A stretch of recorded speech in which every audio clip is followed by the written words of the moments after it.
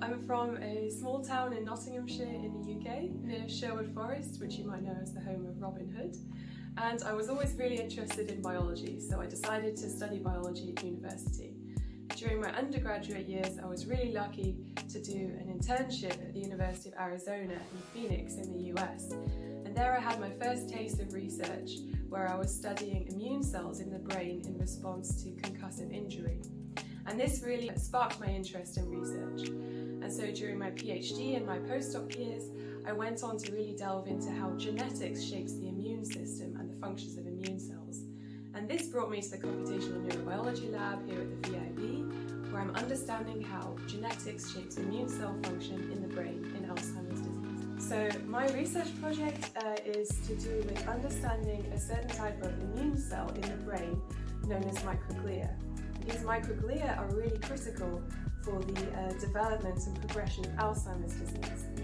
And within these microglia, there are genes that are being produced in different flavors known as isoforms.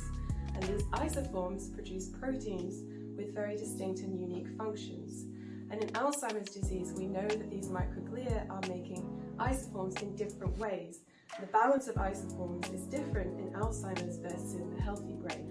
And so we really want to understand how these isoforms are produced and how this contributes to Alzheimer's disease. So one of the ways that we think these isoforms are being differentially made in microglia is through the way that the DNA is specifically folded in the cell. We know that DNA folding is really important for gene regulation, and we think that it's really critical in producing these different isoforms. So in the Computational Neurobiology Lab, in working together with researchers from the UK, we've developed this methodology which enables us to profile the way that DNA is folded in the cell. And we're going to use this methodology to understand how DNA is folded in microglia in both the healthy and in the Alzheimer's disease brain. And in this way, we're going to understand how DNA folding is contributing to the balance of isoforms in the healthy and in Alzheimer's disease brain.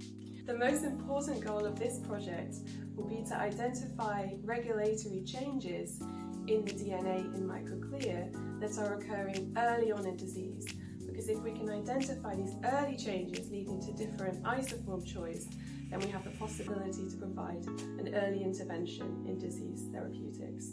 And I want to take this opportunity to really thank the sponsors of the SAO and the patients and their families for making this research possible.